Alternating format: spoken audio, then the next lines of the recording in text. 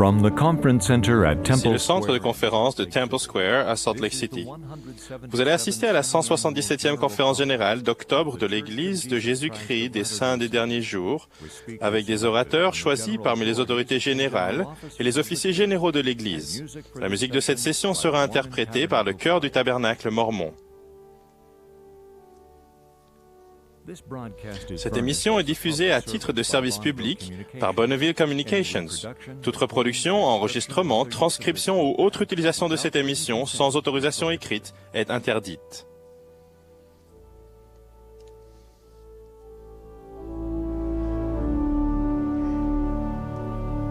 Thomas S. Monson, premier conseiller dans la première présidence de l'Église, dirigera cette session.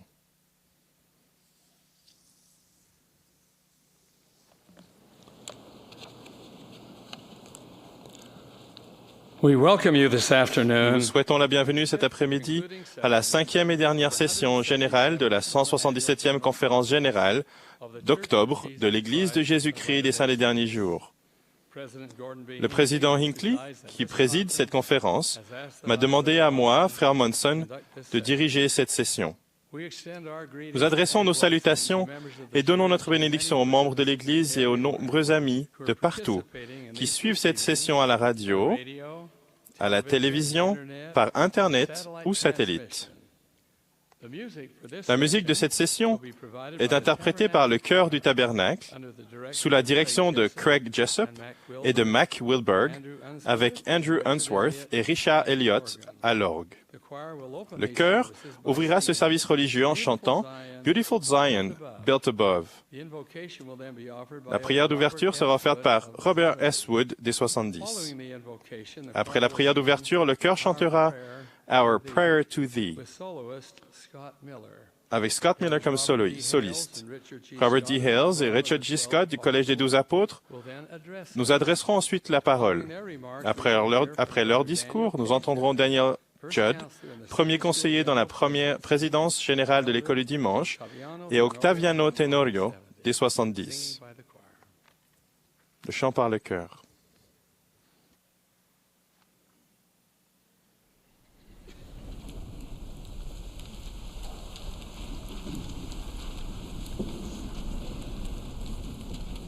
Above.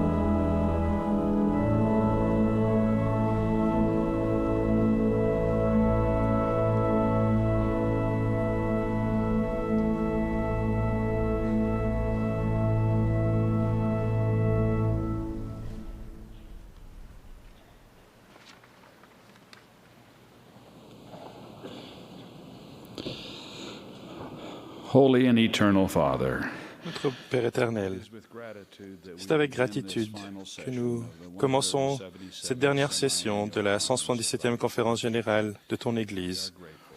Nous sommes très heureux et reconnaissants pour les paroles et la musique inspirante que nous avons entendues, pour les conseils prophétiques que nous avons reçus et pour encore une fois la manifestation de la révélation, que tu continues à diriger cette Église et de parler à ton prophète.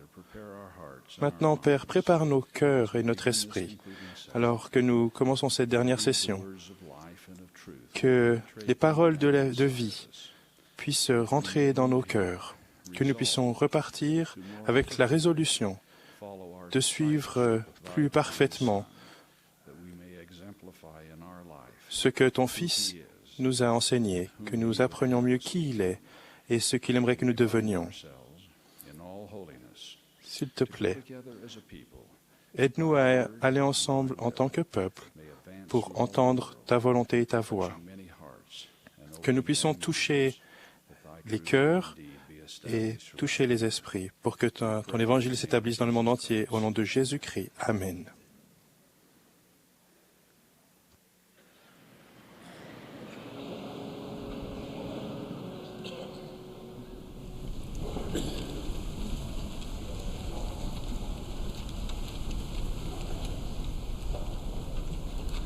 We pray to thee, our Heavenly Father, with grateful hearts and fond emotion. We thank thee for our great exemplar, thy beloved and atoning Son, who gave himself a sacred ransom, that we could live again with thee. Our joy is full, our song so gladsome. Renew our faith and hope in thee.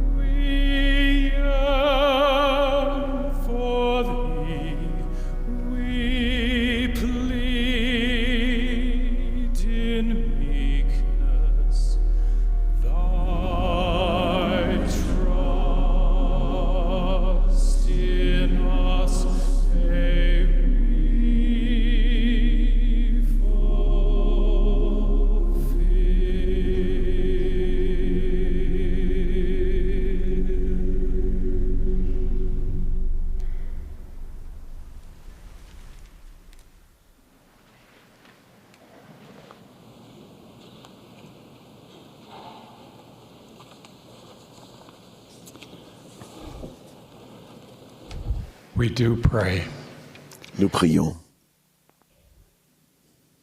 and give gratitude et nous sommes reconnaissants which were given pour la bénédiction qui a été donnée. in the concluding session of this. Au commencement de la dernière session de cette conférence historique, Join you in expressing gratitude je me joins à vous pour exprimer ma gratitude sustaining pour l'honneur President de soutenir Henry in the first presidency, le président Elder Cook in the Quorum of the 12, and Henry B. Elder Eyring de la première in the présidence seven presidencies 70. et un membre du Collège des 12 I offer apôtres them my love and support.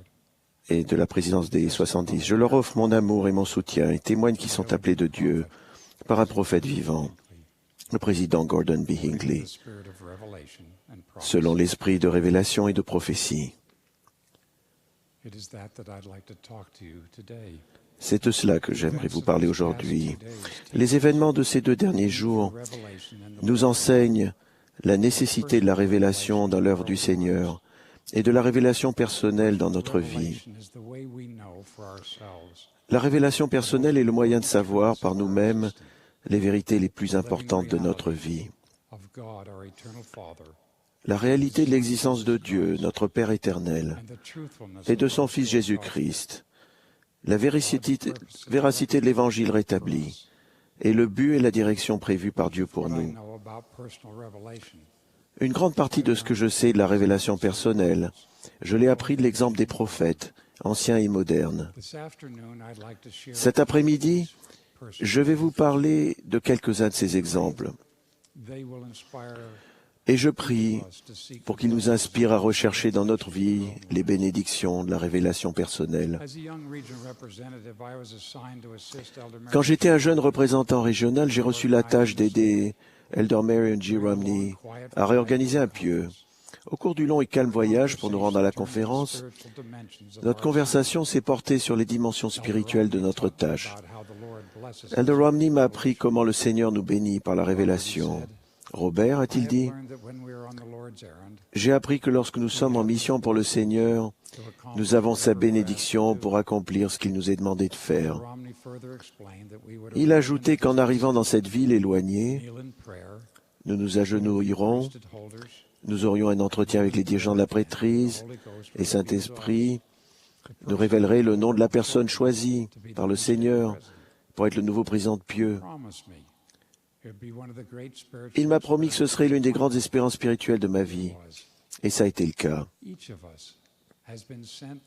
Chacun de nous a été envoyé sur terre par notre Père céleste pour mériter la vie éternelle. Or, la vie éternelle, c'est qu'ils te connaissent, toi, le seul vrai Dieu, et celui que tu as envoyé, Jésus-Christ. Comment connaître le Père et le Fils par nous-mêmes? Par révélation personnelle. La révélation personnelle est le moyen par lequel notre Père céleste nous aide à le connaître, lui et son Fils, à apprendre et à vivre l'Évangile, à persévérer dans la justice jusqu'à la fin, et à nous qualifier pour la vie éternelle. Vous allez peut-être demander, comment recherche-t-on la révélation personnelle? Paul a conseillé aux saints de s'en remettre à l'esprit et non à la sagesse du monde. Pour obtenir l'esprit, nous commençons par prier.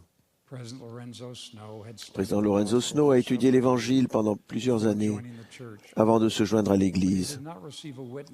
Mais il n'a reçu témoignage que 3 semaines après son baptême, lorsqu'il s'est retiré pour prier en secret. Il a raconté, « L'Esprit de Dieu descendit sur moi. Et quelle joie et quel bonheur je ressentis, car je reçus alors la connaissance parfaite que Dieu vit, que Jésus-Christ est le Fils de Dieu, et du rétablissement de la sainte prêtrise et de la plénitude de l'Évangile. J'ai appris que la prière est une base solide pour la révélation personnelle. Mais cela ne suffit pas. Toujours quand j'ai été représentant régional, j'ai eu la chance d'être instruit par un autre apôtre, Elder Boyd K. Packer. Nous avions reçu la tâche de réorganiser un pieu et avions commencé par nous agenouiller et par prier ensemble. Après avoir eu un entretien avec des dirigeants de la prêtrise, et avoir prié. Frère Packer a proposé que nous marchions ensemble autour du bâtiment. En marchant, il a manifesté un principe vital de recherche de la révélation personnelle, celui que le Seigneur enseignait à Oliver Cowdery. Voici, je te dis que tu dois l'étudier dans ton esprit. Nous avons médité sur notre tâche, avons tenu conseil. J'ai écouté un apôtre et la voix de l'Esprit est venue. Lorsque nous sommes rentrés, nous avons prié, étudié davantage. Nous étions alors prêts à recevoir la révélation. La révélation vient au moment voulu par le Seigneur, ce qui signifie souvent que nous devons aller de l'avant avec foi, même si nous n'avons pas reçu toutes les réponses que nous désirons. Autorité générale, j'ai reçu la tâche d'aider à réorganiser une présence de pieux sous la direction d'Ezra Taft Benson. Après avoir prié, eu des entretiens, étudié et prié encore, Frère Benson m'a demandé si je savais qui serait le nouveau président. J'ai dit que je n'avais pas encore reçu d'inspiration à ce sujet. Il a répondu, il m'a regardé pendant longtemps, et il m'a répondu que lui non plus. Cependant, nous avons eu l'inspiration de demander à 3 dirigeants de la prêtrise digne de prendre la parole à la session de la conférence du samedi soir. Quelques instants après que le 3e orateur a eu parlé, l'Esprit m'a murmuré qu'il devait être le nouveau président de Pieux. J'ai regardé Frère Benson et j'ai vu que son visage était baigné de larmes. Nous avions tous deux reçu la révélation, mais uniquement parce que nous avions continué de rechercher la volonté de notre Père Céleste en allant de l'avant avec foi.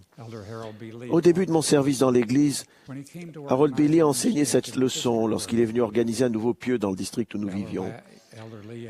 Il m'a demandé qui avait été soutenu évêque récemment de l'accompagner à une conférence de presse. Là, un jeune journaliste acharné lui a posé une question difficile. Vous dites que vous êtes prophète. Quand avez-vous eu une révélation pour la dernière fois? Et à quel sujet? Frère Lee s'est arrêté, puis, le regardant directement, a répondu avec une douce voix. Hier après-midi, vers 15 heures, nous étions en train de prier pour savoir qui appeler comme nouveau président de Pieux, et il nous a été manifesté qui ce devait être. Le cœur du reporter a changé. Je n'oublierai jamais l'Esprit qui est venu dans cette pièce. Quand Frère Lee a témoigné avec force de la révélation que les personnes qui cherchent avec foi à faire la volonté du Seigneur peuvent recevoir, les enfants, les jeunes, les parents, les instructeurs et les dirigeants fidèles peuvent recevoir la révélation personnelle plus souvent que nous l'imaginons. Plus nous recevons et reconnaissons la révélation personnelle, plus notre témoignage grandit. Quand j'étais évêque, mon témoignage grandissait chaque fois que je recevais la révélation pour lancer des appels aux membres de la paroisse. Ce témoignage s'est fortifié chaque fois que j'ai vu des autorités et des officiers généraux, des 70 d'interrégion et des présidents de Pieux être appelés ou se voir confier de nouvelles tâches. Chose plus importante encore, je suis fortifié par les révélations personnelles que je reçois dans mon rôle de fils de Dieu, de mari et de père. Combien je suis reconnaissant de la direction de l'Esprit dans notre foyer lorsque nous lui la demandons pour des affaires familiales. Pour nous tous, nos révélations personnelles reflètent le processus de réception de la révélation par les prophètes rapportés dans les Écritures. Adam et Ève ont invoqué le Seigneur et ont reçu des révélations personnelles, notamment la connaissance du Sauveur. Enoch, Abraham et Moïse ont recherché le bien-être de leur peuple et ont reçu des révélations merveilleuses recueillies dans la perle de grand prix. La révélation personnelle d'Élie lui est parvenue par l'intermédiaire d'un murmure doux et léger, celle de Daniel dans un rêve. La révélation personnelle de Pierre lui a donné le témoignage que Jésus est le Christ. Léhi et Néphi ont reçu des révélations concernant le Sauveur et le plan du salut. Et quasiment tous les prophètes de la Bible et du livre de Mormon ont reçu des révélations pour les avertir, les instruire, les fortifier et les réconforter, eux et leur peuple. Après de nombreuses prières dans le temple, Frère Kimball a reçu la révélation sur la prêtrise. Et après avoir prié pour qu'un plus grand nombre de membres de l'Église reçoivent les bénédictions du temple, Frère Hinckley a reçu la révélation de bâtir des temples plus petits. Les prophètes reçoivent des révélations personnelles pour les aider dans leur vie et dans la direction des affaires temporelles de l'Église. Nous avons la responsabilité de rechercher des révélations personnelles pour nous-mêmes et pour les responsabilités que le Seigneur nous a confiées. Ces dernières semaines, Frère Hinckley a recherché la révélation pour les appels qui allaient être annoncés à cette conférence. Il y a environ un mois, lors de la réunion de la première présidence et du Collège des 12 apôtres, qui se tient le jeudi au Temple, j'ai écouté Frère Hinckley faire une prière simple et sincère pour être guidé spirituellement. La réponse à sa prière fervente nous a été maintenant présentée à tous. Voyons-nous le processus de la révélation dans la vie des prophètes? Ce processus est-il tissé dans la tapisserie qu'est notre vie? Nous savons que le processus est centré sur le sacrifice expiatoire. Nous recevons les bénédictions du sacrifice expiatoire si nous nous repentons de nos péchés et obéissons aux commandements. C'est l'alliance que nous contractons à notre baptême et nous la renouvelons chaque semaine en prenant la Sainte Seine. Si nous persévérons dans la droiture, nous nous qualifierons pour dire avec Samuel, « Parle, Seigneur, car ton serviteur écoute. » Et le Seigneur répond, « Heureux sont vos yeux, parce qu'ils voient, et vos oreilles, parce qu'elles entendent. » Nous nous préparons à recevoir la révélation personnelle, comme les prophètes, par l'étude des Écritures, le jeûne, la prière et l'édification de notre foi. La clé est la foi. Rappelez-vous de la préparation de Joseph Smith à la première vision. Si quelqu'un d'entre vous manque de sagesse, qu'il la demande à Dieu, mais qu'il la demande avec foi, sans douter. Si nous faisons preuve d'une foi inébranlable, nous apprendrons par nous-mêmes que c'est par la foi que les miracles s'accomplissent. En général, ces miracles ne seront pas des démonstrations physiques du pouvoir de Dieu, comme le partage des eaux de la mer Rouge, la résurrection de morts, la destruction de murs de prison ou l'apparition de messagers célestes. Par décret, la plupart des miracles sont des démonstrations spirituelles du pouvoir de Dieu. Des temps de miséricorde octroyés par des impressions, des idées, des sentiments d'assurance, des solutions à un problème, de la force pour surmonter des difficultés et du réconfort pour supporter les déceptions et le chagrin. Ces miracles se produisent dans notre vie si nous persévérons dans ce que les Écritures appellent la mise à l'épreuve de notre foi. Parfois, cette épreuve est le temps nécessaire à la réception d'une réponse. Lorsque le président David O. McKay était jeune et qu'il gardait le bétail, il a recherché un témoignage, mais il ne l'a reçu que de nombreuses années plus tard, alors qu'il faisait une mission en Écosse. Il a écrit « C'était la manifestation pour laquelle, dans le doute de l'adolescence, j'avais secrètement prié avec ferveur dans les collines et dans les prés. C'était pour moi l'assurance que les prières sincères reçoivent une réponse, un jour, quelque part. La réponse peut être « Pas maintenant, sois patient et attends. » Je témoigne que dans les collines et dans les prés, dans un bois ou dans le secret, ou dans les éternités à venir, les paroles du Seigneur adressées à chacun de nous s'accompliront. Demandez et l'on vous donnera. Cherchez et vous trouverez. Frappez et l'on vous ouvrira. Bien qu'il nous a commandé de ne pas chercher de signes, il nous est commandé de rechercher avec ferveur les meilleurs dons. Ces dons comprennent le Saint-Esprit et la révélation personnelle. Cette révélation viendra ligne sur ligne, précepte sur précepte. Et comme le Sauveur l'a dit, à celui qui reçoit, je donnerai davantage. Tandis que nous quittons cette conférence, je lance l'appel à chacun de nous de rechercher davantage l'Esprit de Dieu et d'en recevoir une mesure supplémentaire. Le Sauveur a prié pour que ses disciples du Nouveau Monde reçoivent l'Esprit.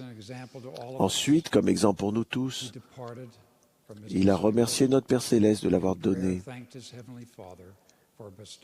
Suivant son exemple, prions pour avoir l'Esprit de Dieu et remercions de nombreuses et merveilleuses bénédictions qu'il nous accorde. Remercions le Seigneur pour les nombreuses bénédictions qu'il nous a données. Je rends témoignage que Jésus-Christ vit et qu'il dirige son Église par l'intermédiaire d'un prophète vivant, le président Gordon B. Hinckley. Je sais que le président Hinckley dirige cette Église par révélation. Comme l'a dit Alma, voici, je vous dis que ces choses me sont révélées par l'Esprit Saint de Dieu. Voici, j'ai jeûné et prié de nombreux jours. Et maintenant, je sais par moi-même que ces choses sont vraies. Car le Seigneur Dieu me les a manifestées. Et c'est là l'esprit de révélation qui est en moi. Puissions-nous chacun recevoir l'Esprit, les bénédictions de la révélation personnelle, et savoir par nous-mêmes que ces choses sont vraies. C'est là ma prière fervente, au nom de Jésus-Christ. Amen.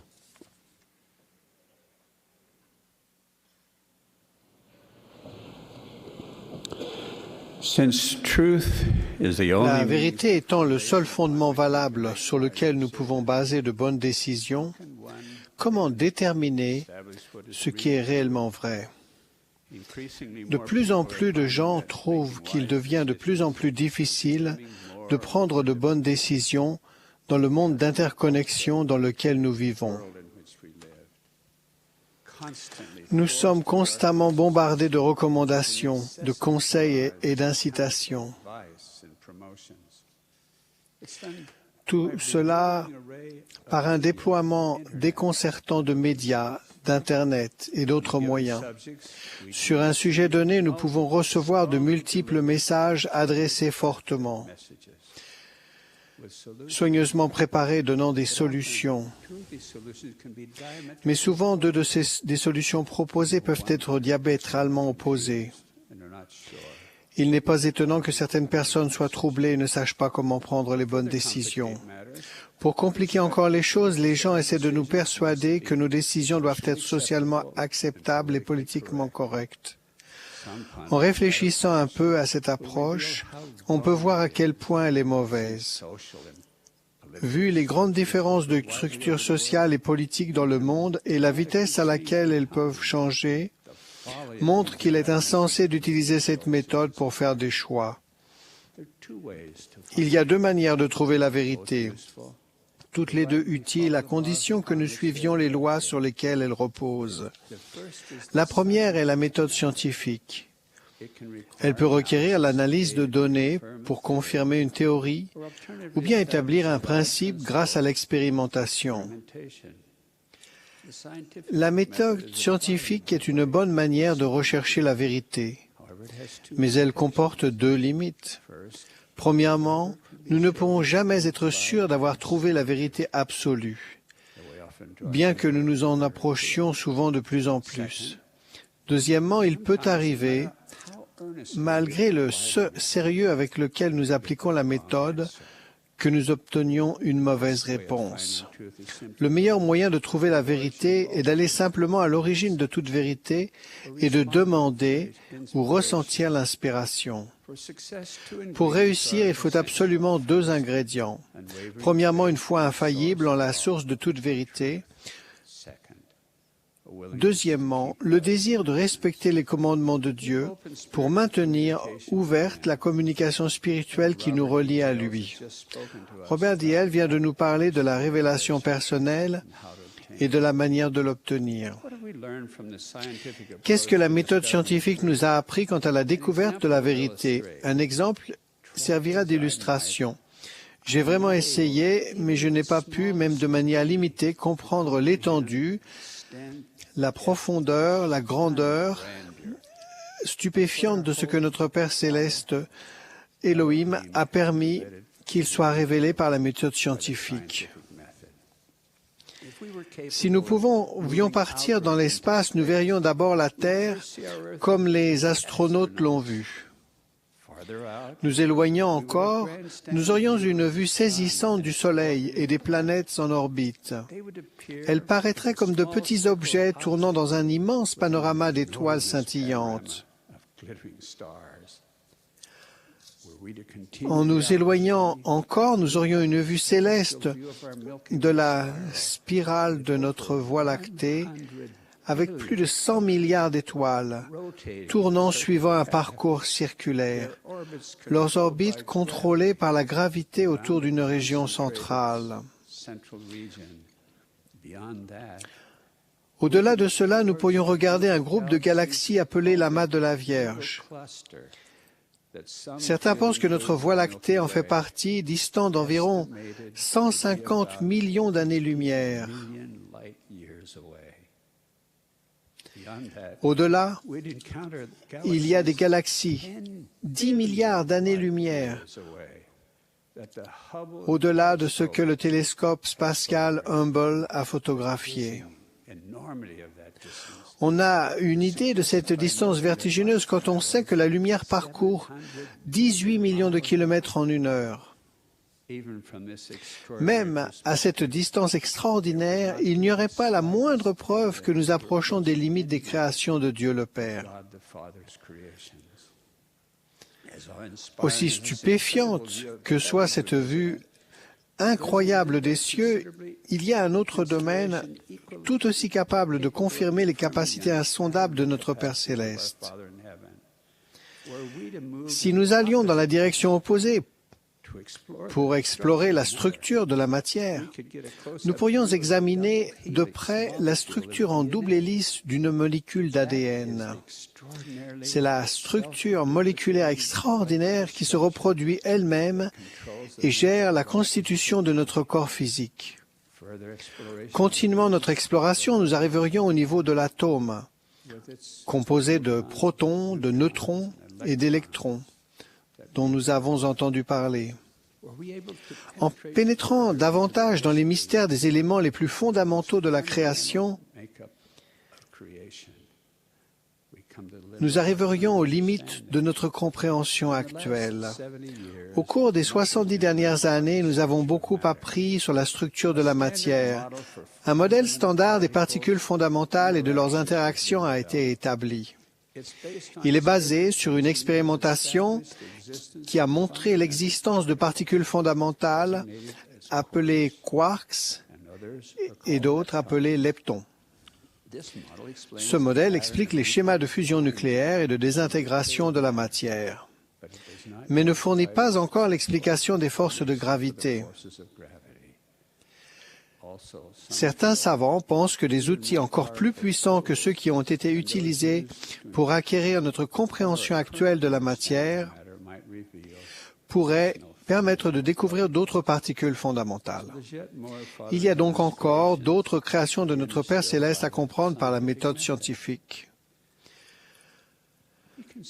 Nous pouvons voir que la méthode scientifique a permis un progrès extraordinaire de notre compréhension grâce à l'inspiration que le Seigneur a donnée à des hommes doués qui ne comprennent parfois pas qui a créé ces choses ni dans quel but. Beaucoup d'entre eux ne reconnaissent même pas cette inspiration, ne reconnaissent pas que Dieu est à l'origine de ce qu'ils ont trouvé. J'ai reçu récemment un peu de consolation quand Henry B. Eyring a raconté ce qui était arrivé à son père lors d'une réunion avec d'autres scientifiques de renom. Il leur a demandé si leurs recherches indiquaient l'existence d'une intelligence organisatrice supérieure. Ils ont tous dit leur conviction qu'une telle intelligence existe. Aussi limitée qu'elle soit, notre compréhension des créations de notre Père indique qu'il y a principalement de l'espace vide. Même les choses que nous considérons comme solides, fermes, tangibles, quand elles sont vues dans l'immensité des cieux ou au niveau de la matière, sont principalement de l'espace vide que Dieu, notre Père, contrôle et utilise à la perfection pour ses desseins exaltés. Qu'est-ce que la révélation nous a appris sur la vérité? Il y a des siècles, Dieu le Père a permis à certains de ses prophètes de voir un peu beaucoup plus grand nombre de ces vastes créations par l'œil du Saint-Esprit. Il a aussi expliqué pourquoi il les avait créées. Car voici mon œuvre et ma gloire, réaliser l'immortalité et la vie éternelle de l'homme. Enoch était l'un de ces prophètes. Il a vu le Dieu des cieux pleurer en voyant le pouvoir et l'influence de Satan tourner de nombreuses personnes sur la terre vers le mal. Enoch a dit, « Comment se fait-il que tu peux pleurer, puisque tu es saint et d'éternité à toute éternité? » Et s'il était possible à l'homme de compter les millions de terres comme celle-ci, ce ne serait même pas le commencement du nombre de ta création. Tes rideaux sont encore étendus et cependant tu es juste. Tu es miséricordieux et bon à jamais. Rien d'autre que la paix, la justice et la vérité n'est la demeure de ton trône. La miséricorde ira devant ta face et n'aura pas de fin. Comment se fait-il que tu peux pleurer? Le Seigneur dit à Enoch, regarde, ceux-ci sont tes frères. Ils sont l'œuvre de mes mains. Je leur ai donné leur connaissance et j'ai donné à l'homme son libre arbitre. Et je leur ai aussi donné le commandement de s'aimer les uns les autres et de me choisir, moi, leur Père. Mais voici, ils sont sans affection et ils haïssent leur propre sang. Dieu le Père dit aussi à Moïse, « Et j'ai créé des mondes sans nombre, et je les ai également créés dans un dessein qui m'est propre. Et je les ai créés par le Fils, qui est mon Fils unique. Il y a beaucoup de mondes, et ils sont innombrables pour l'homme. Mais toutes choses me sont comptées, car elles sont miennes, et je les connais. » La connaissance de la vérité a peu de valeur si nous ne l'appliquons pas en prenant de bonnes décisions. Réfléchissez un instant à un homme ayant un surpoids important, s'approchant de la vitrine d'une pâtisserie. Et il se dit, « Le médecin m'a dit, ne mangez plus cela. Ce n'est pas bon pour vous. Cela calme que momentanément la faim. Vous vous sentirez ensuite mal à l'aise le reste de la journée. Vous avez décidé de ne plus en manger. » Puis il s'entend dire, « Je vais prendre ces biscuits aux amandes et 2 de ces beignets au chocolat. Une fois de plus ne me fera pas de mal. Je ne le fais qu'une seule fois et ce sera la dernière. » La découverte de la vérité nécessite parfois énormément de travail associé à une foi profonde en notre Père et en son Fils glorifié. Dieu a prévu qu'il en soit ainsi pour forger notre personnalité. Une bonne personnalité fortifiera votre capacité d'obéir aux directives de l'Esprit lorsque vous prenez des décisions importantes. Une personnalité juste est ce que vous devenez. C'est plus important que ce que vous possédez, que ce que vous avez appris ou que les objectifs que vous avez atteints. C'est ce qui fait qu'on a confiance en vous. Une personnalité juste fournit le fondement de la force spirituelle. Elle vous permet dans les moments d'épreuve de prendre correctement des décisions difficiles extrêmement importantes, même si elles semblent impossibles. Je témoigne que ni Satan ni aucune autre puissance ne peuvent affaiblir ni détruire votre personnalité grandissante. Il n'y a que vous qui puissiez le faire par la désobéissance. Comprenez et appliquez ce principe essentiel à votre vie. L'exercice de la foi développe la personnalité. Une personnalité fortifiée augmente votre capacité d'exercer une plus grande foi. Ainsi, votre confiance que vous pouvez prendre de bonnes décisions grandit. Et le cycle de progression continue. Plus votre personnalité est fortifiée, plus vous êtes capable d'exercer la puissance de la foi, ce qui renforce encore votre personnalité. Face à l'immensité de ce que nous pouvons commencer à comprendre, d'une manière infime et certainement pas totalement, comme nous devrions être reconnaissants que ce Dieu aux possibilités insondables soit notre Père.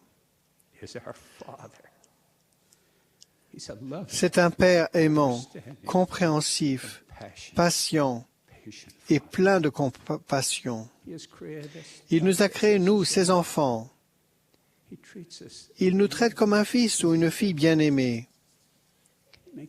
Il nous donne le sentiment d'être aimé, apprécié, d'avoir de la valeur et de lui être cher.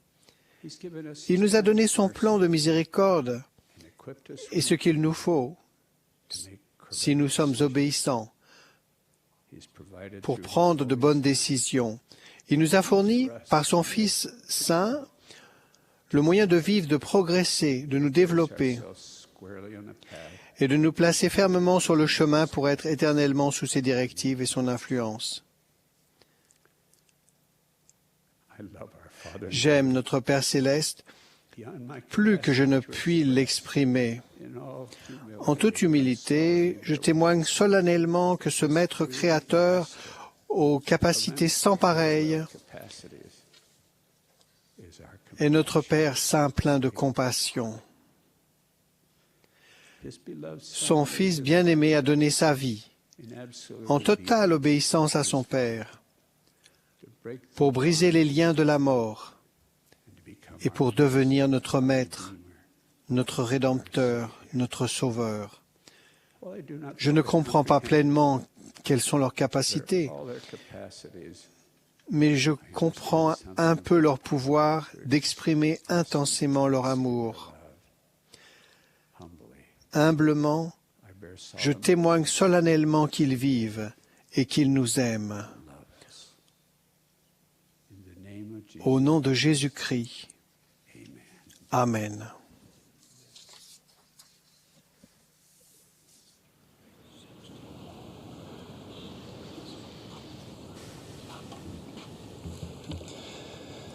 Lorsque j'étais jeune homme, je travaillais avec mon père et mes frères à élever du bétail et des chevaux dans notre ranch du sud de l'Utah, le nord de l'Arizona. Mon père nous avait appris que si nous voulions attraper l'un de nos chevaux pour le monter, tout ce qu'il fallait faire, c'était de mettre une poignée de grains dans un seau et de le secouer quelques secondes. Que les chevaux soient dans le corral ou dans un grand champ, ils arrivaient au trot pour manger le grain. On pouvait alors leur passer doucement une bride au-dessus de leur tête pendant qu'ils mangeaient. J'étais toujours surpris de voir une méthode aussi simple marcher aussi bien.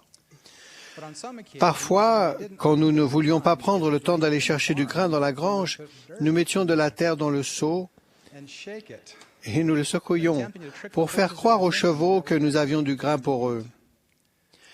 Quand ils s'apercevaient de notre tromperie, certains restaient, mais d'autres repartaient au galop et devenaient presque impossibles à attraper. Il fallait souvent plusieurs jours pour regagner leur confiance. Nous avons appris que si nous prenions le temps de donner régulièrement du grain aux chevaux, ils étaient beaucoup plus faciles à mener et cela complétait leur nourriture et leur donnait plus de force.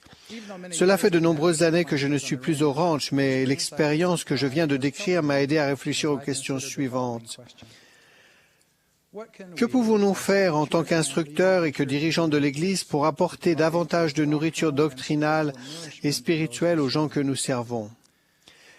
Jeffrey Holland a enseigné.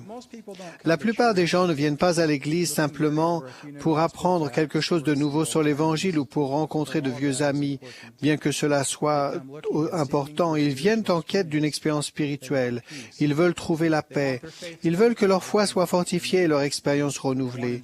En bref, ils veulent être nourris de la bonne parole de Dieu, être fortifiés par la puissance des cieux.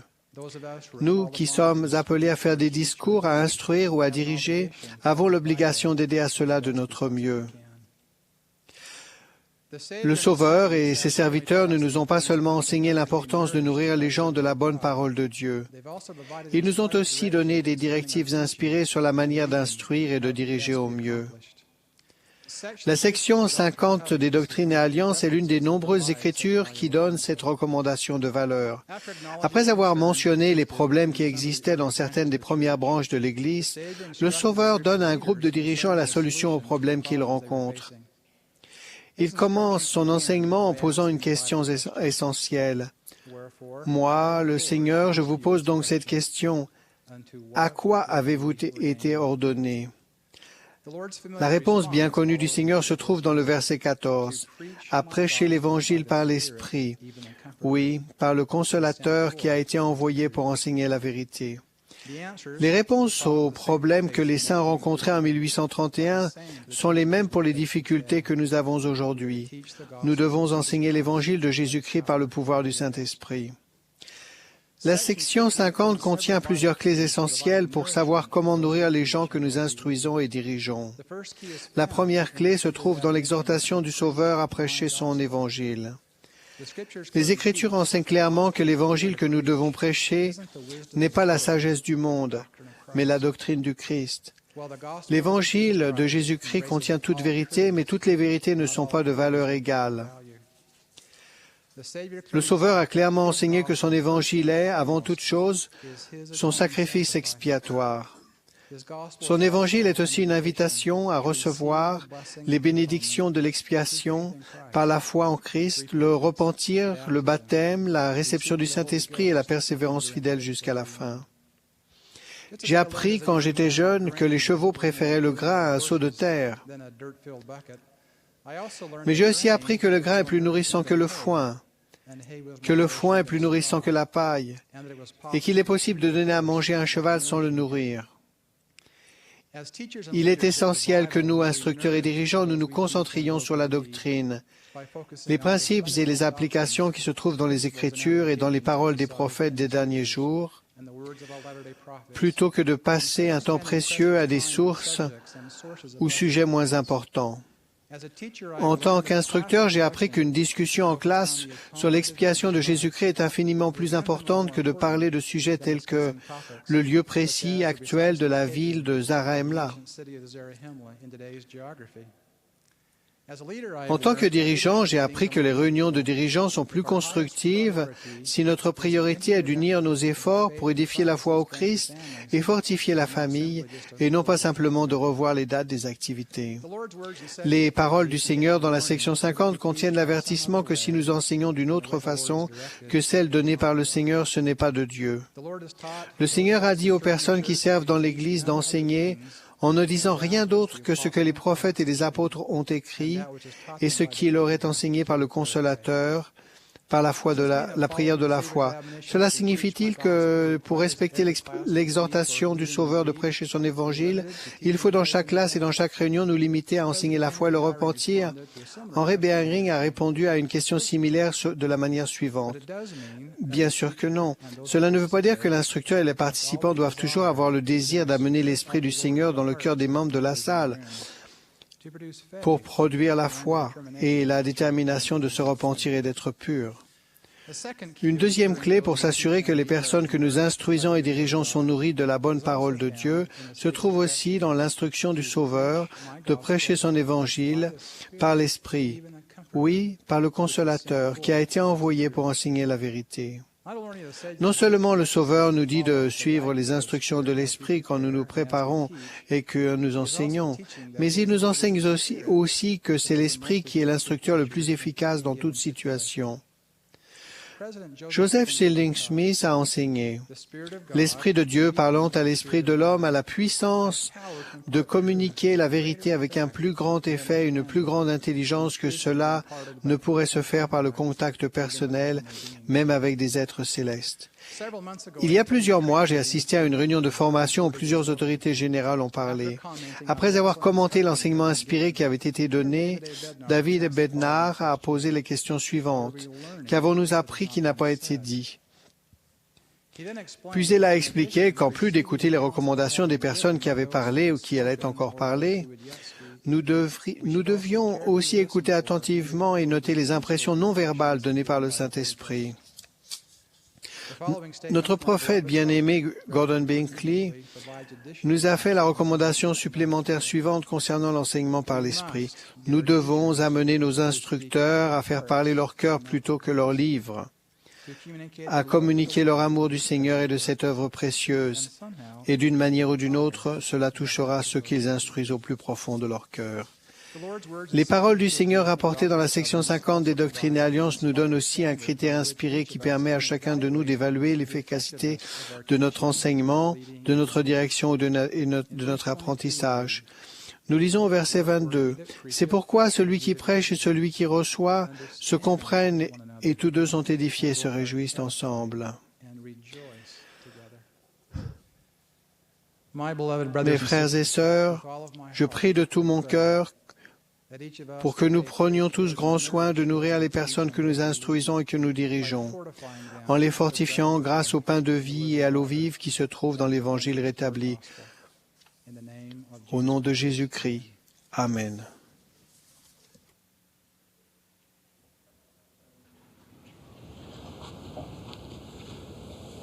My dear brothers and sisters, one of the things which I am most grateful to my Heavenly Father Une de mes plus grandes causes de reconnaissance envers notre Père Céleste, c'est l'occasion que j'ai eue de travailler pendant 15 ans comme greffier du Temple de Mexico.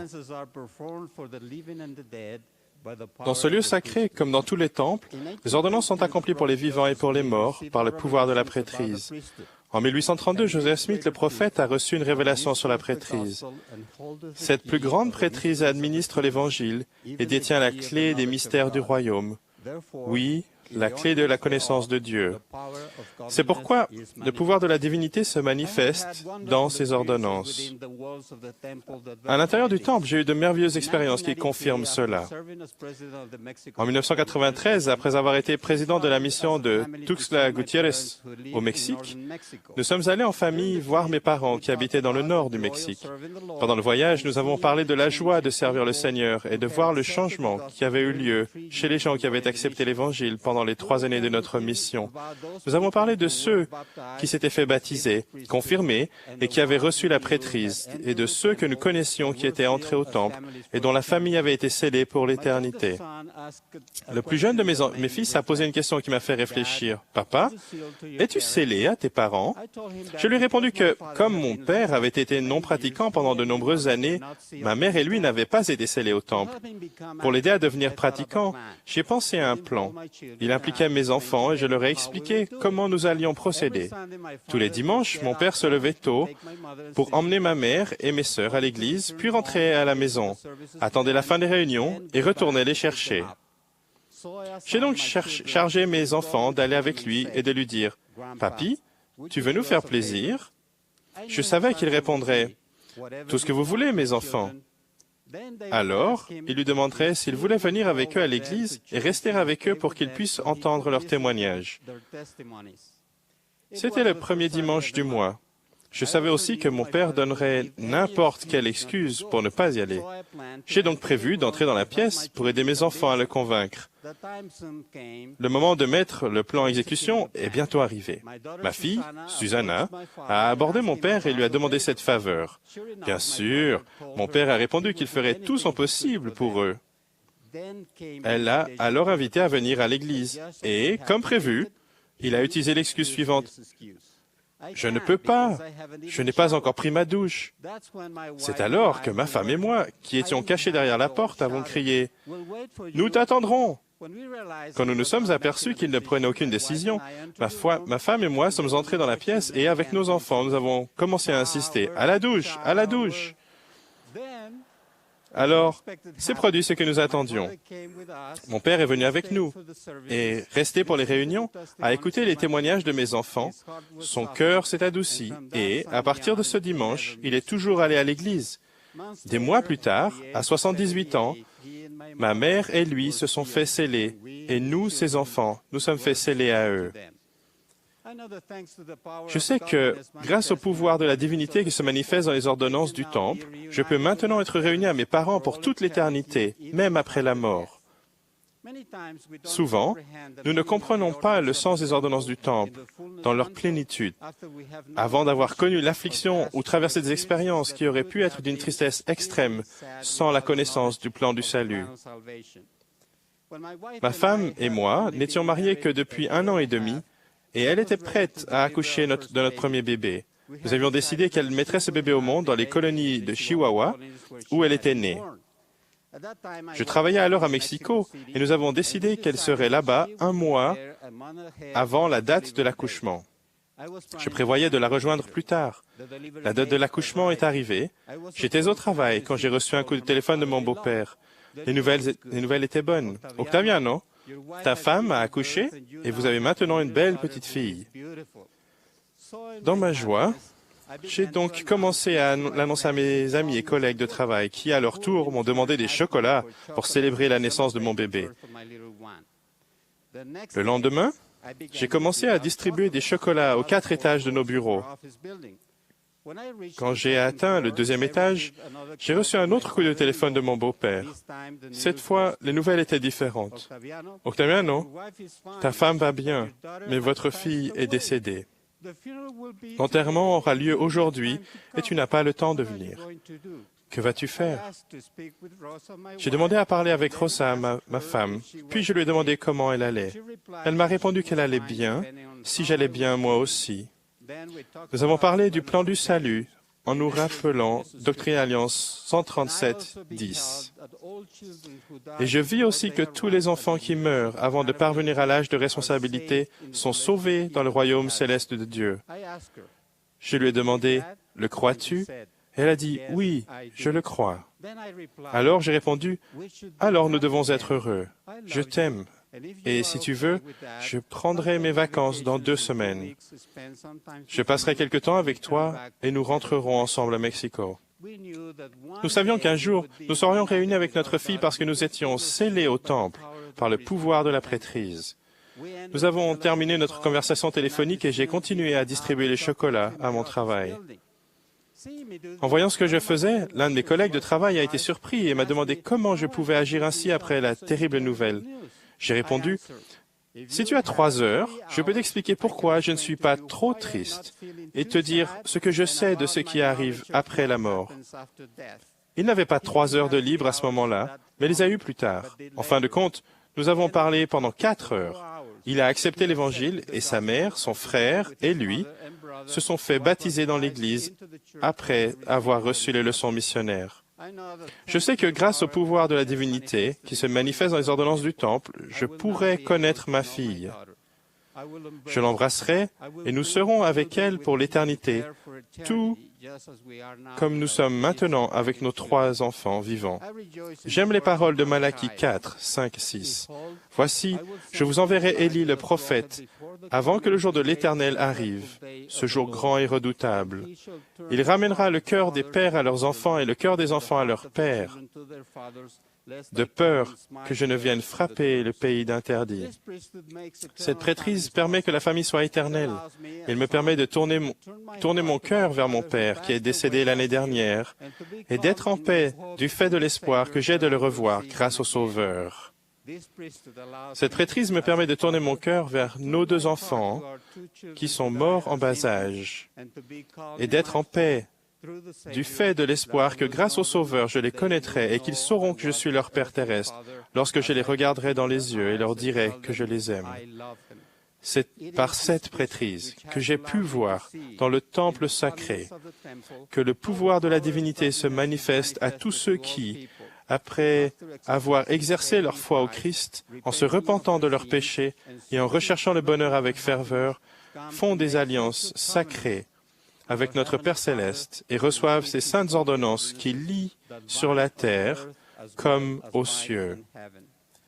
J'aime l'œuvre du Temple.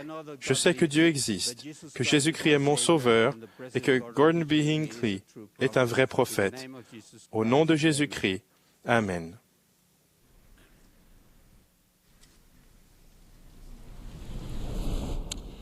Thank you, brethren. The choir and congregation will now sing, "We Thank Thee, O God, for a Prophet." At the conclusion of the singing, Elders Claudio D. Zivic and Douglas L. Collister of the 70 will address us.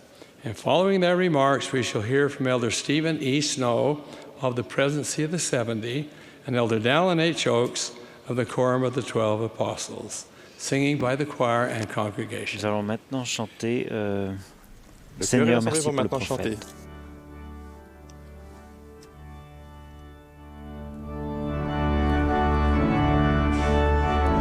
This is the 177th Semi-Annual General Vous Conference. assistez à la 177e conférence générale d'octobre de l'Église de Jésus-Christ des Saints des Derniers Jours.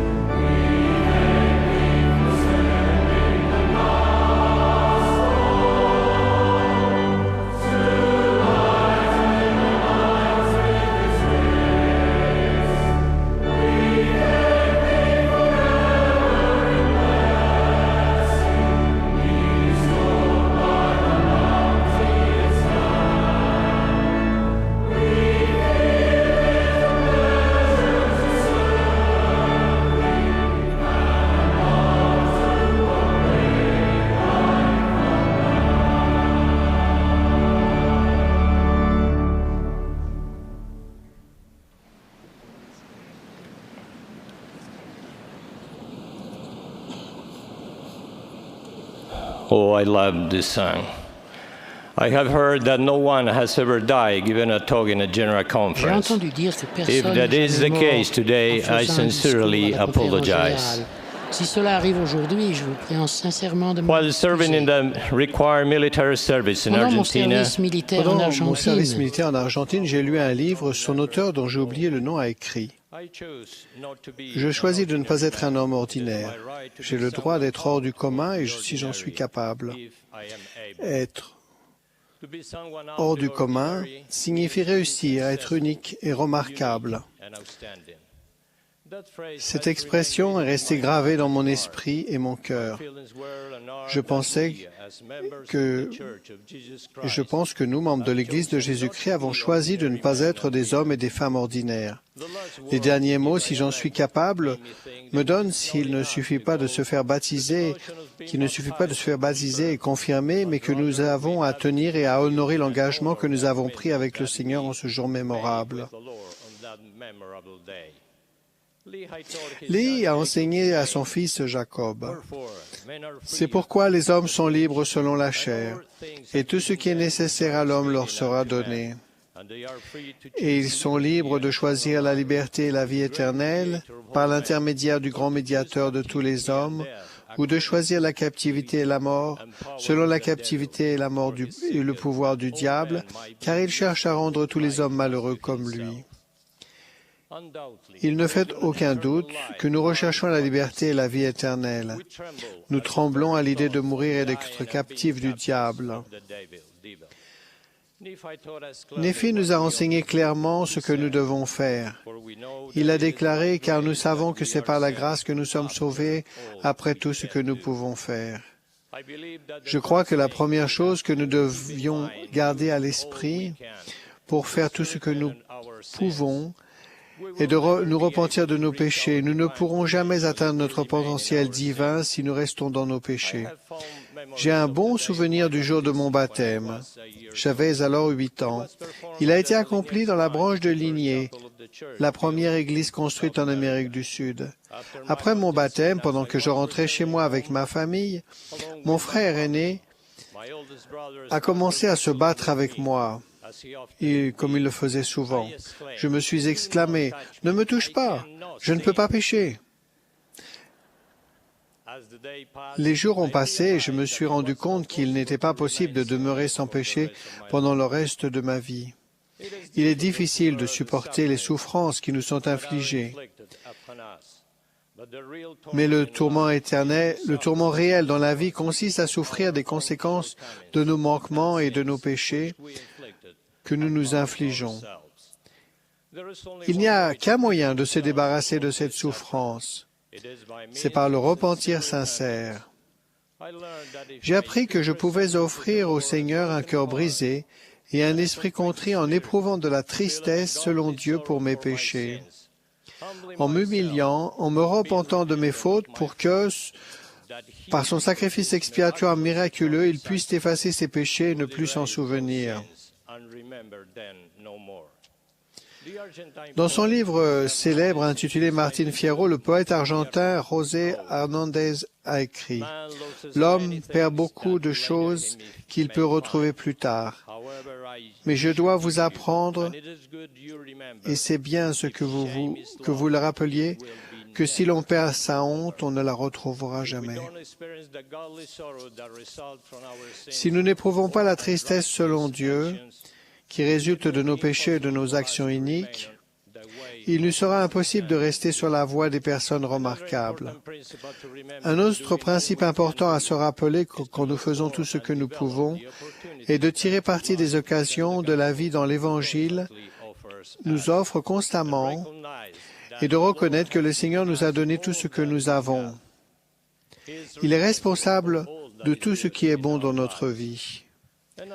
Une autre chose qui doit être notre responsabilité permanente est de faire tout ce que nous pouvons pour connaître l'évangile de bonheur à tout le genre humain. Il y a quelque temps, j'ai reçu une lettre de Rafael Pero Cisneros de Galicie, en Espagne, qui me parlait de sa conversion. Voici une partie de sa lettre.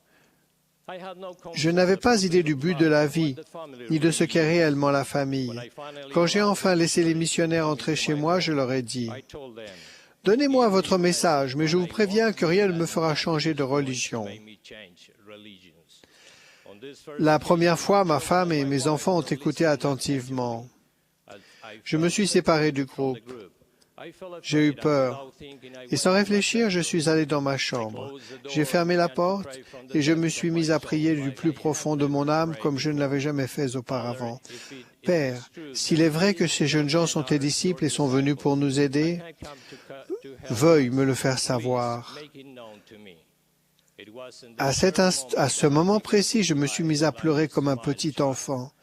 J'ai versé beaucoup de larmes et j'ai ressenti un bonheur que je n'avais jamais éprouvé auparavant. J'étais englobé dans une sphère de joie et de bonheur qui pénétrait mon âme. J'ai compris que Dieu répondait à ma prière. Toute ma famille s'est fait baptiser et nous avons eu la bénédiction d'être scellés dans le temple de Berne, ce qui a fait de moi l'homme le plus heureux du monde.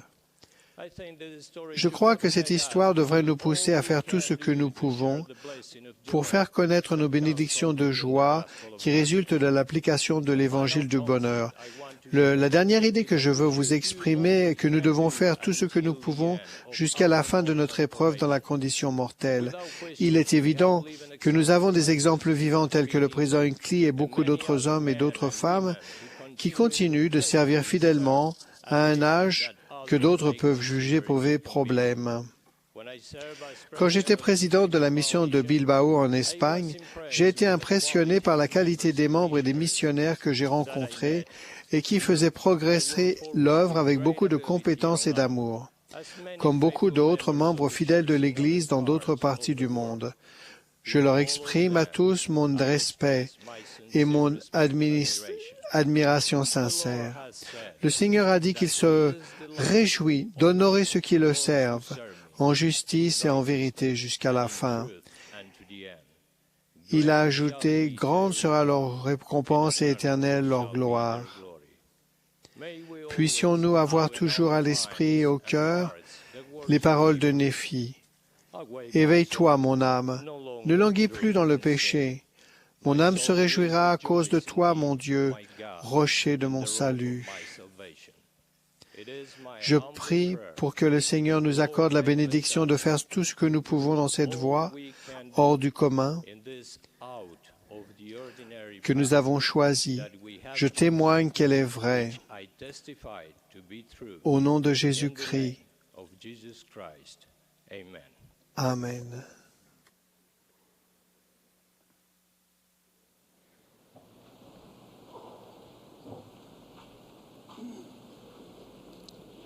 Il y a des années, un homme a été accusé d'un délit grave.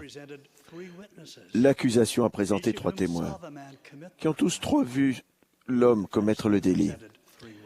La défense a ensuite présenté 3 témoins, dont aucun ne l'avait vu le commettre. Le jury, peu instruit, était perplexe. Vu le nombre des témoins, les preuves lui semblaient équitablement partagées en faveur de l'accusé et contre lui.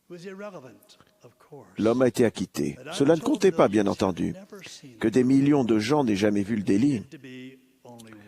Tout ce qu'il fallait, c'était un seul témoin. Dans le génie du plan de l'Évangile, il ne faut en fin de compte qu'un seul témoin. Mais ce témoin doit être vous. Le témoignage d'autres personnes peut susciter et nourrir le désir d'avoir la foi et un témoignage. Mais en fin de compte, chacun doit trouver par lui-même. Nul ne peut persévérer de manière permanente sur une lumière d'emprunt. L'Évangile rétabli n'est pas plus vrai aujourd'hui que lorsqu'un garçon est sorti seul du bosquet sacré en 1820. La vérité n'a jamais dépendu du nombre de gens qui y adhèrent. Quand Joseph a quitté le bosquet sacré, il n'y avait qu'un homme sur terre qui connaissait la vérité sur Dieu le Père et son Fils Jésus-Christ. Cependant, il est nécessaire que chacun obtienne pour lui-même ce témoignage brûlant et l'emporte dans la prochaine vie. Quand Heber J. Grant, âgé de 23 ans, a été soutenu comme président du pieu de Thule, il a dit aux saints qu'il croyait que l'Évangile était vrai. Le président Joseph Fielding Smith, conseiller dans la première présidence, lui a demandé « Heber, vous avez dit que vous croyez l'Évangile de tout votre cœur, mais vous n'avez pas rendu témoignage que vous savez qu'il est vrai. N'avez-vous pas la certitude absolue qu'il est vrai ?» Heber a répondu « Non ». Joseph F. Smith a alors dit à John Taylor, président de l'Église, « Je suis d'avis que nous devons défaire cet après-midi ce que nous avons fait ce matin. Je ne pense pas qu'un homme doive présider un pieu s'il n'a pas une connaissance parfaite et indélébile de la divinité de cette œuvre. » Le président Taylor a répondu « Joseph, Joseph, Joseph, Heber le sait aussi bien que vous. La seule chose qu'il ne sait pas, c'est qu'il le sait. » Quelques semaines plus tard, le jeune Heber J. Grant avait pris conscience de ce qu'il savait et versé des larmes de reconnaissance pour le témoignage parfait, solide et absolu qu'il avait obtenu. C'est magnifique de savoir, et de savoir que l'on sait, et que la lumière n'a pas été empruntée à quelqu'un d'autre. Il y a des années, je présidais une mission basée dans le Midwest des États-Unis. Un jour, en compagnie de quelques missionnaires, je parlais avec le représentant estimé d'une autre confession chrétienne. Cet homme bon a parlé de l'histoire et de la doctrine de sa religion et a fini par répéter les paroles bien connues. On est sauvé par la grâce. Chaque homme et chaque femme doivent exercer la foi au Christ pour être sauvés. Parmi nous se trouvait un nouveau missionnaire. Il ne connaissait absolument pas les autres religions. Il n'a pas pu s'empêcher de poser la question. « Mais monsieur, qu'est-ce qui arrive au petit bébé qui meurt avant d'avoir l'âge de comprendre et d'exercer la foi au Christ ?» L'homme instruit a baissé la tête, regardé le sol et a dit « Il devrait y avoir une exception. Il devrait y avoir une échappatoire. Il devrait y avoir un moyen.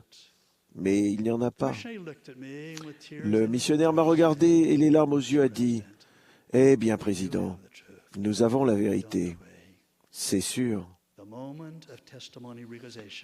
Le moment de la prise de conscience du témoignage, ce moment où l'on sait que l'on sait, est doux et sublime. Ce témoignage, si vous le nourrissez, reposera sur vous comme un manteau. Quand nous voyons la lumière, elle nous absorbe. Des lumières de compréhension s'allument à l'intérieur de nous. Un jour, j'ai eu une conversation avec un bon jeune homme qui n'appartenait pas à notre Église, bien qu'assistant à la plupart de nos réunions de culte depuis plus d'1 an. Je lui ai demandé pourquoi il ne s'était pas joint à l'Église. Il m'a répondu « Parce que je ne sais pas si elle est vraie. Je pense qu'il se peut bien qu'elle soit vraie. Mais je ne peux pas me lever et témoigner comme vous. Je sais réellement qu'elle est vraie. » Je lui ai demandé « Avez-vous lu le livre de Mormon ?» Il m'a répondu qu'il en avait lu des passages. Je lui ai demandé s'il avait prié à propos du livre. Il m'a répondu « Je l'ai mentionné dans mes prières. » J'ai dit à mon ami que tant qu'il lirait et prierait en dilettante, il ne saurait jamais. Mais quand il consacrerait du temps au jeûne et à la prière, la vérité se graverait dans son cœur et il saurait qu'il savait. Il n'a rien ajouté, mais le lendemain, il a dit à sa femme qu'il allait jeûner. Le samedi suivant, il était baptisé. Si vous voulez savoir que vous savez, il y a un prix à payer. Et il n'y a que vous qui pouvez le payer. Il y a des représentants pour l'accomplissement des ordonnances, mais il n'y en a pas pour l'obtention d'un témoignage. Alma a parlé de sa conversion dans ces termes magnifiques. « Voici, j'ai jeûné et prié de nombreux jours afin de connaître ces choses par moi-même. Et maintenant, je sais par moi-même qu'elles sont vraies, car le Seigneur Dieu me les a manifestées. » Quand une personne a pris conscience qu'elle a un témoignage, elle a le désir ardent de le rendre aux autres. Quand il a quitté les eaux du baptême, Brigham Young a dit « L'Esprit du Seigneur était sur moi, et j'avais l'impression que mes os se consumeraient si je ne parlais pas aux gens. » Le premier discours que j'ai fait a duré plus d'1 heure. J'ai ouvert la bouche, et le Seigneur l'a remplie. De même qu'un feu ne brûle que si la flamme est révélée, de même, un témoignage ne peut demeurer que si on l'exprime. Brigham Young a dit plus tard d'Orson Pratt, 6 frères Orson étaient coupés en petits morceaux.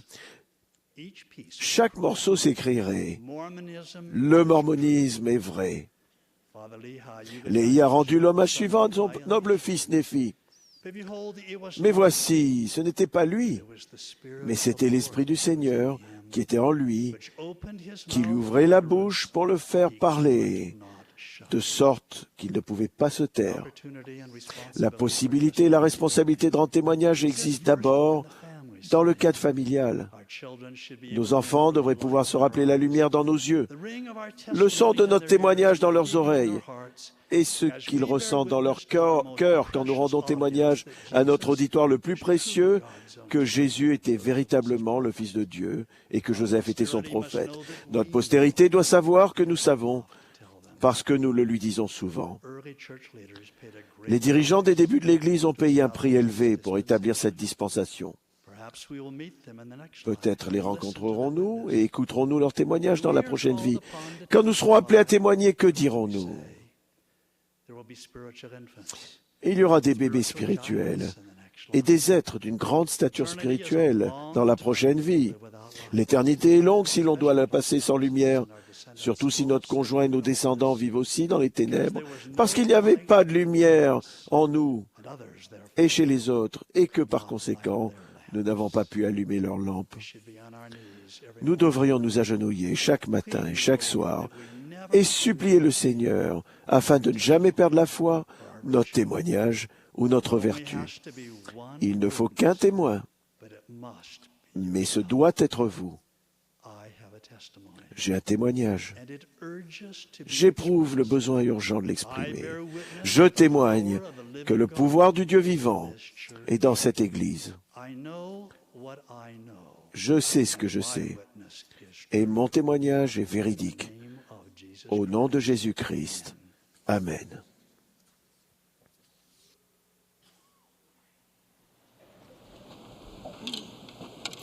When speaking of his mother, Parlant de sa mère, David O. McKay a cité Abraham Lincoln.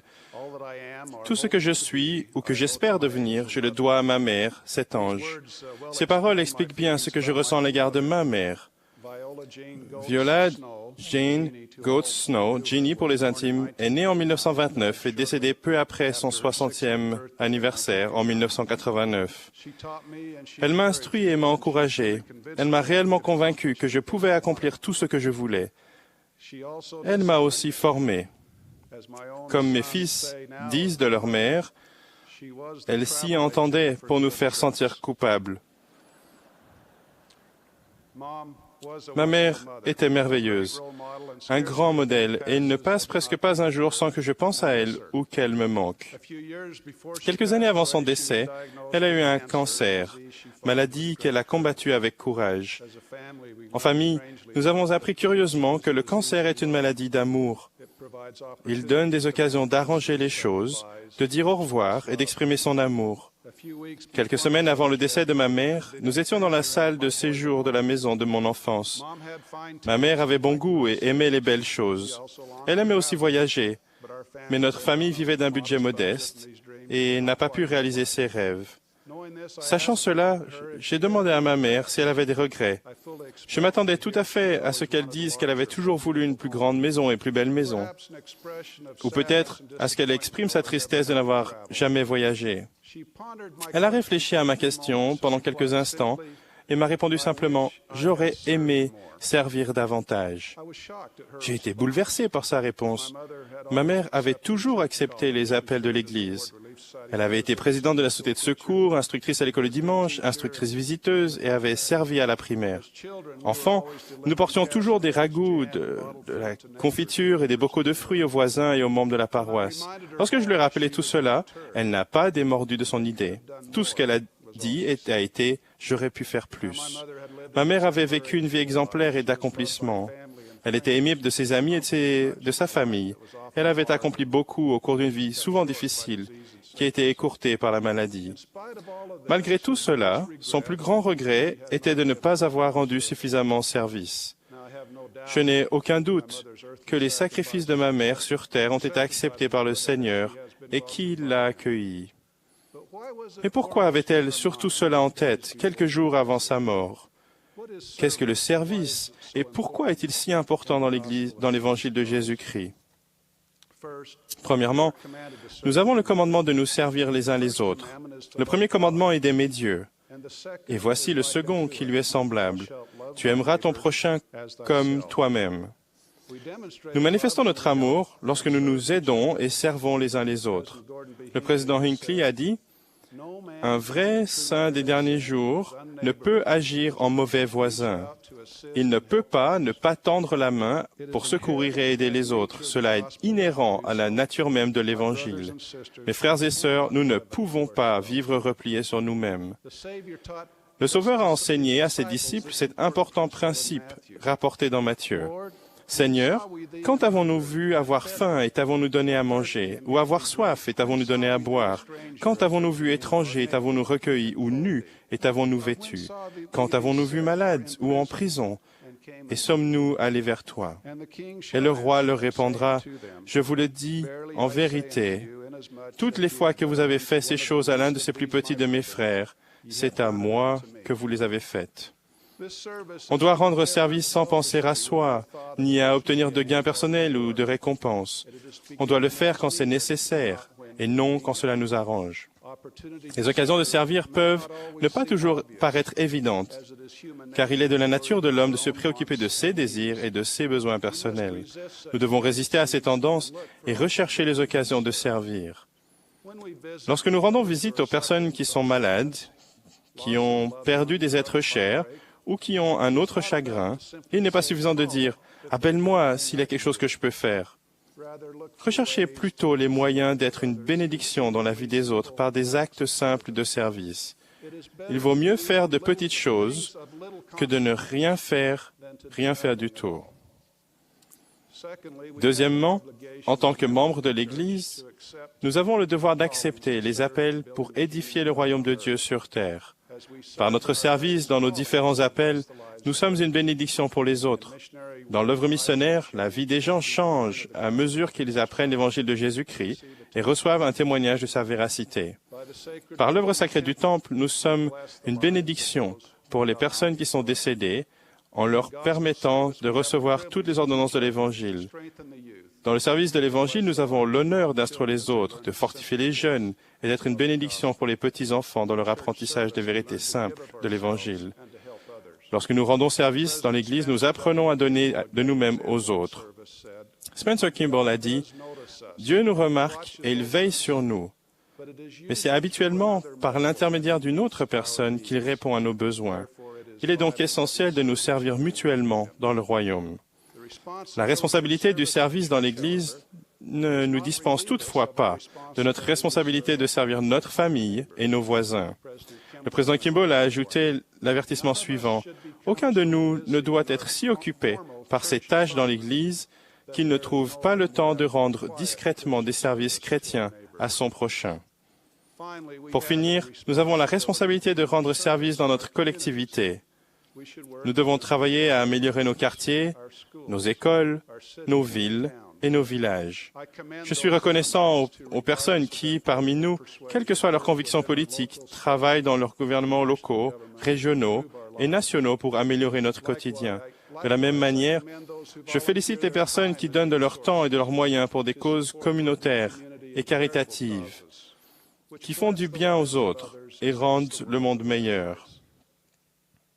Mon grand-père m'a enseigné très tôt, le service public que nous rendons est le prix que nous payons pour la place que nous avons sur terre. Le service requiert l'altruisme, le partage et le don. Ma femme et moi avons appris une précieuse leçon quand nous étions en Afrique. On nous avait demandé d'assister à une conférence de district à Jinja, en Ouganda. Tôt le samedi, avant le début de nos réunions, nous avons saisi l'occasion de visiter une nouvelle église dans la région. Quand nous sommes arrivés au bâtiment, un petit garçon de 3 ou 4 ans nous a salués. Il était venu dans le jardin de l'église pour voir ce qui se passait. Touché par son lâche sourire, Sir Snow a cherché dans son sac à main et lui a tendu un caramel. Il était ravi. Nous avons passé quelques minutes à visiter l'église, puis nous sommes ressortis. Nous avons été accueillis par une douzaine d'enfants souriants qui voulaient tous rencontrer la nouvelle dame aux bonbons du quartier. Ça a fendu le cœur de Phyllis, car elle avait donné au garçon son dernier bonbon. Elle a fait signe aux enfants d'un air déçu qu'elle n'en avait plus. Le petit garçon qui nous avait salués au début lui a alors redonné le bonbon en lui faisant signe de l'ouvrir. Le cœur gros, Phyllis l'a fait, s'attendant à ce que le garçon le mette dans sa bouche devant tous ses amis envieux. Mais, à notre grande surprise, il est allé vers tous ses amis qui ont sorti la langue et ont eu droit à un coup de langue sur le délicieux caramel. Le jeune garçon a fait le tour de tout le monde, léchant de temps en temps le bonbon jusqu'à ce qu'il soit fini. Maintenant, on peut débattre sur le manque d'hygiène de ce partage. Mais personne ne peut contester l'exemple donné par ce petit garçon. L'altruisme, le partage et le don sont des éléments essentiels du service. Cet enfant a bien appris cette leçon. J'espère que nous pourrons tous rendre davantage service. Si nous ne le faisons pas, nous ne recevrons pas la plénitude des bénédictions de l'Évangile rétabli. Au nom de Jésus-Christ, Amen.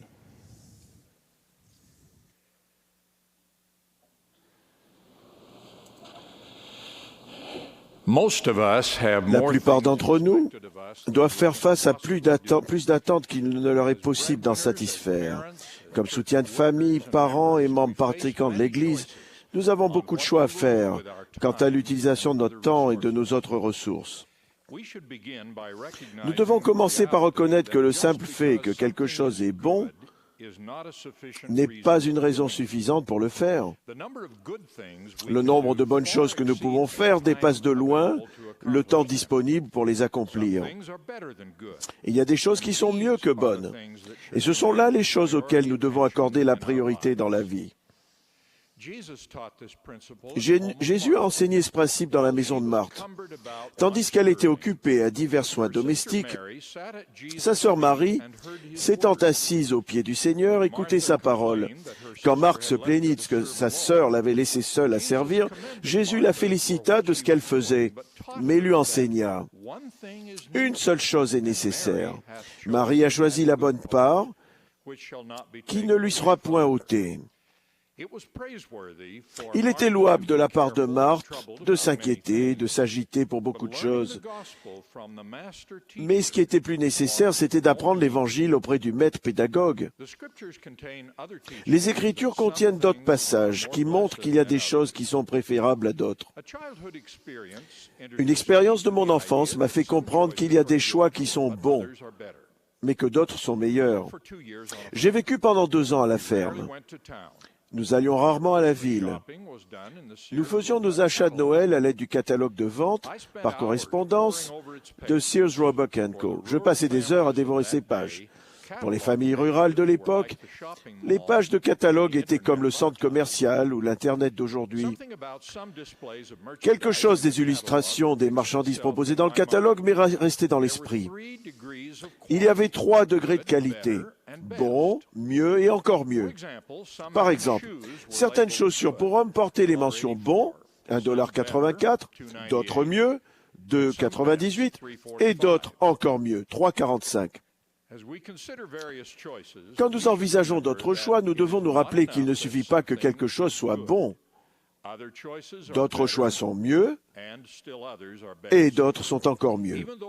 Même si un choix donné est plus coûteux, sa valeur beaucoup plus grande peut en faire le meilleur de tous les choix.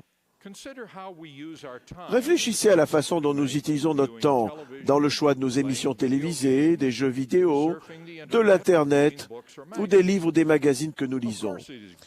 Bien entendu, il est bon de regarder des divertissements sains ou d'obtenir des informations intéressantes. Mais ce ne sont pas toutes les choses de ce genre qui valent le temps de vie que nous leur consacrons. Il y en a qui sont mieux et d'autres sont encore mieux. Quand il nous a dit de rechercher la connaissance, le Seigneur a précisé « Cherchez des paroles de sagesse dans les meilleurs livres ». Certains de nos choix les plus importants concernent les activités familiales. Beaucoup de soutiens de famille s'inquiètent de ce que leur métier leur laisse trop peu de temps pour leur famille. Il n'y a pas de formule simple pour résoudre ce conflit de priorité. Cependant, je n'ai encore jamais connu d'homme qui regardait en arrière sur sa vie active et qui disait « Je n'ai pas consacré assez de temps à mon travail ». En choisissant comment nous passons le temps en famille, nous devons veiller à ne pas gaspiller notre temps à des choses qui sont simplement bonnes et laisser peu de temps à ce qui est mieux ou encore mieux. Un ami a emmené ses jeunes enfants faire une série de voyages de vacances d'été, notamment des visites de lieux historiques mémorables. À la fin de l'été, il a demandé à son fils adolescent laquelle de ses bonnes activités d'été il avait préférée. La réponse a été une leçon pour le père, ainsi que pour ceux à qui il l'a raconté. La chose que j'ai aimée le mieux cet été, a répondu le garçon, c'est le soir où nous étions couchés, toi et moi, sur la pelouse, et où nous avons regardé les étoiles et avons parlé. Les activités en famille sophistiquées peuvent être bonnes pour les enfants, mais elles ne sont pas toujours meilleures que le temps passé en tête-à-tête avec un père ou une mère aimant. La quantité de temps que les enfants et les parents consacrent aux bonnes activités des leçons particulières, des sports d'équipe et d'autres activités scolaires et de club doit également être soigneusement réglée. Sinon, les enfants auront trop à faire et les parents seront énervés et contrariés. Les parents doivent agir pour conserver du temps pour la prière en famille, l'étude des Écritures en famille, la soirée familiale et le temps précieux passé ensemble et en tête-à-tête qu'unit la famille et oriente les valeurs des enfants sur les choses qui ont une importance éternelle. Les parents doivent enseigner les priorités de l'Évangile par ce qu'ils font avec leurs enfants. Les spécialistes de la famille ont mis en garde contre le nombre excessif d'activités organisées pour les enfants. Dans cette dernière génération, les enfants sont bien plus occupés et les familles passent bien moins de temps ensemble. Parmi les nombreuses indications de cette tendance inquiétante, il y a la constatation que le temps consacré au club sportif a doublé, mais que le temps libre des enfants a diminué de 12 heures par semaine et les activités individuelles en plein air ont diminué de 50%. Le nombre de ceux qui déclarent que leur famille entière dîne habituellement ensemble a diminué de 33%. C'est extrêmement préoccupant parce que le temps qu'une famille passe à manger ensemble à la maison est le meilleur indice des chances de réussite scolaire et d'adaptation psychologique des enfants. Il a été également prouvé que les repas en famille étaient un puissant rempart contre la tentation pour les enfants de fumer, de boire ou de prendre la drogue. Ce conseil donné aux parents est plein d'une sagesse inspirée. Ce que vos enfants veulent vraiment pour le dîner, c'est vous.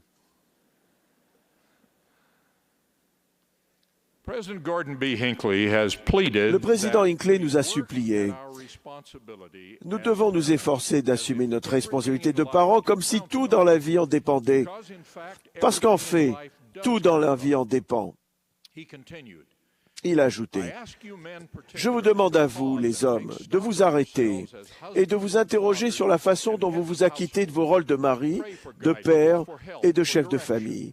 Priez pour être guidé, pour obtenir de l'aide, pour être dirigé.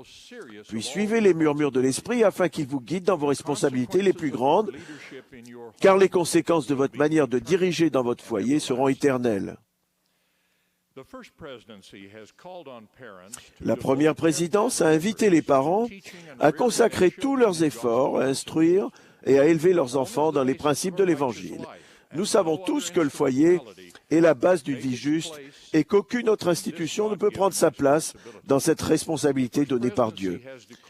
La première présidence a déclaré qu'aussi digne et justifié que puissent être les autres exigences ou activités, on ne doit pas leur permettre de mettre de côté les devoirs divinement désignés que seuls les parents et la famille sont capables d'accomplir. Les dirigeants de l'Église doivent se rendre compte que les réunions et les activités de l'Église peuvent devenir trop complexes et trop encombrantes. Si la paroisse ou le pieu essaye d'amener les membres à faire tout ce qui est bon et possible dans nos nombreux programmes religieux, là aussi, les priorités sont nécessaires. Les membres du Collège des 12 ont souligné l'importance de faire preuve d'un bon sens inspiré dans les programmes et les activités de l'Église. En donnant ses instructions aux dirigeants en 2005, Richard Scott a dit, Elder Tom Perry en a parlé en 2003, et en 2005, Elder Richard Scott a dit, adaptez vos activités à votre situation et à vos ressources locales.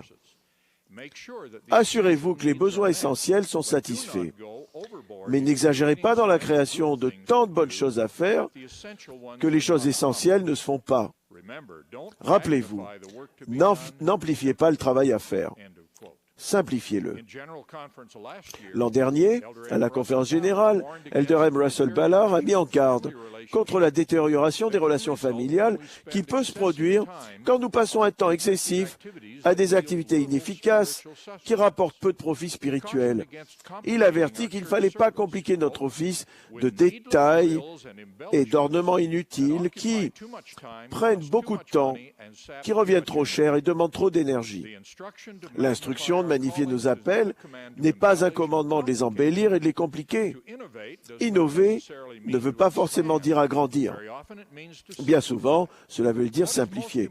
L'important dans nos responsabilités dans l'Église, a-t-il dit, ce n'est pas les statistiques sur un rapport ou les réunions tenues, mais c'est que la personne que l'on sert, une à la fois, tout comme le Sauveur l'a fait, ait été édifiée, encouragée et en fin de compte changée. Les présidences de pieux et les épiscopats doivent exercer leur autorité pour éliminer les activités excessives et inefficaces qui sont parfois exigées des membres de leur pieux ou paroisse. Les programmes de l'Église doivent se concentrer sur ce qui est le meilleur, le plus efficace, pour atteindre les objectifs qui leur sont assignés, sans empiéter indûment sur le temps dont les familles ont besoin pour les devoirs qui leur ont été divinement confiés. Mais voici une mise en garde pour la famille. Supposez que les dirigeants de l'Église réduisent le temps requis par les réunions et les activités de l'Église pour augmenter le temps disponible pour permettre à la famille d'être ensemble. Le but recherché ne sera pas atteint si chacun des membres de la famille, particulièrement les parents, ne prend pas énergiquement les dispositions pour augmenter le temps passé ensemble en famille et celui passé en tête-à-tête. Les sports d'équipe et les jouets technologiques comme les jeux vidéo et l'Internet confisquent déjà le temps de nos enfants et de nos jeunes. Surfer sur l'Internet n'est pas mieux que servir le Seigneur ou fortifier la famille. Certains jeunes gens et jeunes filles sautent les activités de l'Église pour les jeunes ou sont indisponibles pour la famille, pour participer à des championnats de football ou pour se livrer à divers divertissements. Beaucoup de jeunes s'amusent à mort spirituelle. Certaines utilisations du temps personnel et familial sont mieux et d'autres sont encore mieux. Nous devons renoncer à certaines bonnes choses afin d'en choisir d'autres qui sont mieux ou encore les meilleures, parce qu'elles augmentent la foi au Seigneur Jésus-Christ et fortifient notre famille. Voici quelques autres illustrations de ces choix. Il est bon d'appartenir à la véritable Église de notre Père Céleste, de respecter tous ses commandements et d'accomplir tous nos devoirs. Mais si l'on veut que cela mérite le nom d'encore mieux, il faut que cela se fasse avec amour et sans arrogance. Nous devons, comme nous le chantons dans un grand cantique, couronner notre bonté de fraternité, faisant preuve d'amour et de sollicitude pour tous ceux que notre vie touche. Je voudrais dire à nos centaines de milliers d'instructeurs au foyer, d'instructrices visiteuses, qu'il est bon de rendre visite aux familles qui nous sont confiées. Il vaut mieux avoir une brève visite au cours de laquelle nous enseignons de la doctrine et des principes. Et il est encore mieux de changer quelque chose dans la vie des gens que nous visitons. Cette même exhortation s'applique aux nombreuses réunions que nous tenons. Il est bon de tenir une réunion. C'est mieux d'enseigner un principe et encore mieux de rendre des vies meilleures grâce à la réunion. Nous allons bientôt commencer notre nouvelle année de cours dans nos collèges 2008 de la prêtrise de Melchisédek et nos sociétés de secours, et je réitère notre avertissement sur la façon dont nous utilisons les enseignements des présidents de l'Église. Il a fallu plusieurs années de travail inspiré pour créer notre volume de 2008 sur les enseignements de Joseph Smith, prophète fondateur de notre dispensation. C'est un livre phare parmi les ouvrages de l'Église. Dans le passé, certains instructeurs ne faisaient que mentionner brièvement un chapitre des enseignements et ensuite le remplacer par une leçon de leur choix. La leçon était peut-être bonne, mais ce n'est pas une pratique acceptable.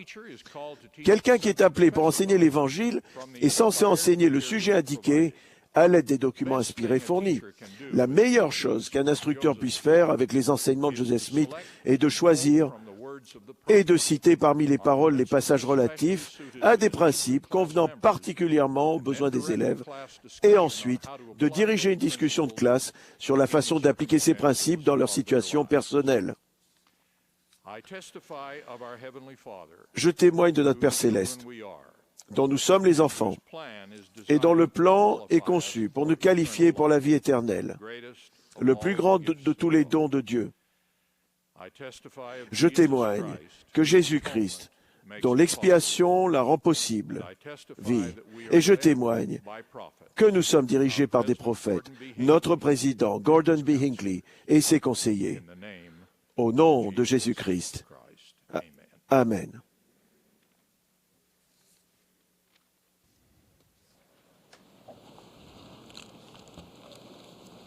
À la fin de cette conférence, nous remercions le chœur du tabernacle, le chœur de jeunes filles et le chœur de pères et de fils, ainsi que les personnes qui les ont dirigés et accompagnés pour la musique belle et inspirante qu'ils ont interprétée. Nous remercions également toutes les personnes qui ont participé de différentes manières à ces sessions. Gordon B. Hinckley, notre prophète bien-aimé, sera le dernier orateur de cette session. Et après le discours du président Hinckley, le chœur chantera « Que nos voix s'unissent ». La prière de clôture de cette conférence sera offerte par Paul Zebrowski des 70 et cette conférence sera terminée. Président Hinckley. « '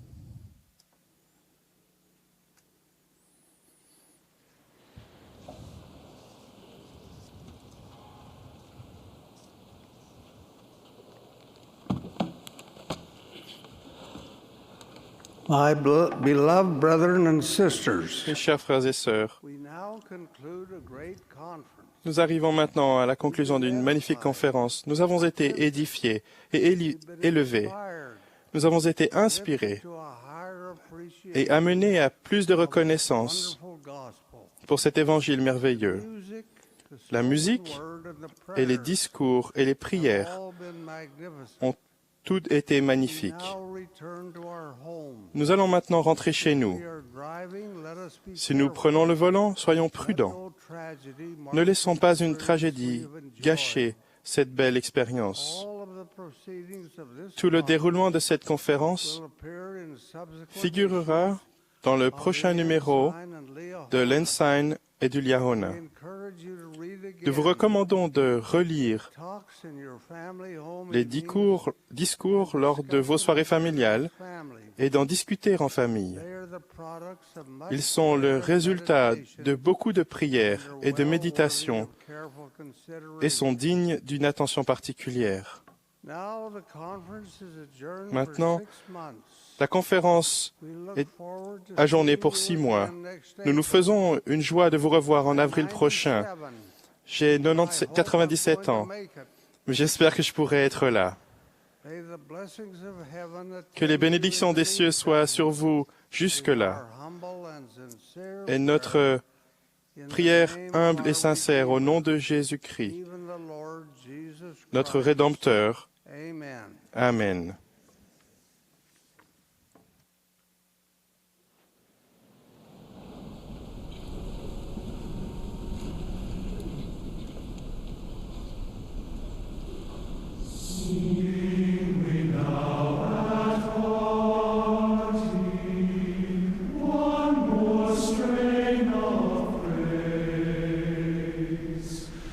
To our Heavenly Father.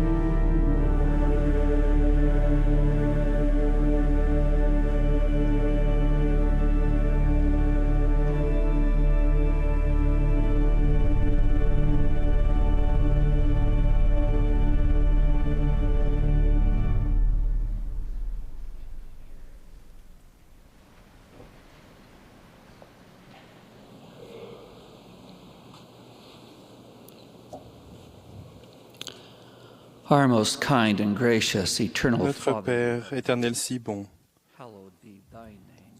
que ton nom soit loué. We, thy sons and daughters throughout the Nous, entire tes fils et tes earth, filles, gathered sur la terre entière, nous sommes rassemblés. gathered together in the name of thy Son, Rassemblés Jesus Christ, au nom de ton and Fils Jésus-Christ, listen to the words of prophets, seers, pour and revelators, écouter and other inspired les prophètes, spirits voyants et révélateurs et tes autres dirigeants who have inspirés, truly been taught et avons vraiment été enseignés par le Saint-Esprit. for which we express our profound Et pour cela, nous sommes si reconnaissants. We are so very grateful Nous sommes aussi reconnaissants for President Gordon B. Hinckley pour le président Gordon B. Hinckley. and express our love unto thee for him. Et nous t'exprimons notre amour pour lui. And ask thee to bless him S'il te plaît, bénis-le and continue et to continue provide for him strength. à lui donner de la force His great leadership may be felt pour que sa grande direction on this earth. puisse être ressentie dans toutes les nations de la terre. And for President Bénis aussi président Monson et président Eyring, also love so very much. que nous aimons tellement. And pray for them. Et We nous are prions grateful pour for the eux. quorum of the 12 apostles Nous sommes reconnaissants pour le Collège des 12 apôtres and the 70 and all leaders et les 70 et tous les dirigeants qui travaillent dans ton Église dans le monde entier. This is a time of harvest. C'est une saison Areas of the world and a pour time récolter. of planting in other areas. Et dans d'autres parties du monde, c'est un moment pour planter, Planting to pour balance our semer. lives. S'il te plaît, aide-nous à semer et à planter pour avoir de l'équilibre dans nos vies, et pour te servir. As we review these conference Alors que nous proceedings, relirons ces discours de la conférence may they qui nous ont distill bénis, upon our souls, s'il te plaît, week after week, distille dans notre as âme we apply in our lives et that which we have. réconforte-nous avec ton esprit.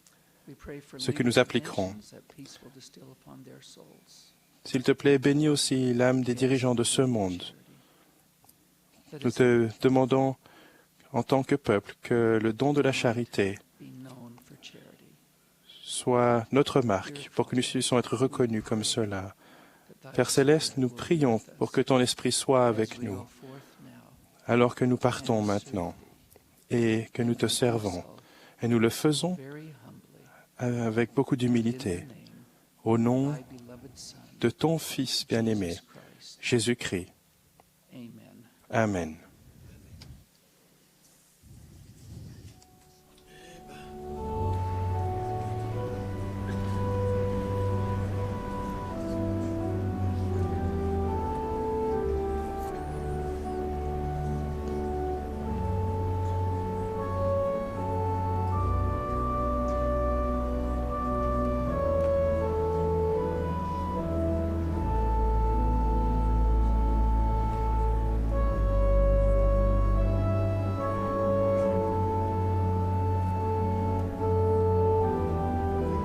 This has been a broadcast of the Vous venez d'assister à la 177e conférence générale d'octobre de l'Église de Jésus-Christ des Saints des Derniers Jours. Les orateurs étaient choisis parmi les autorités générales et les officiers généraux de l'Église. La musique était interprétée par le chœur du Tabernacle mormon.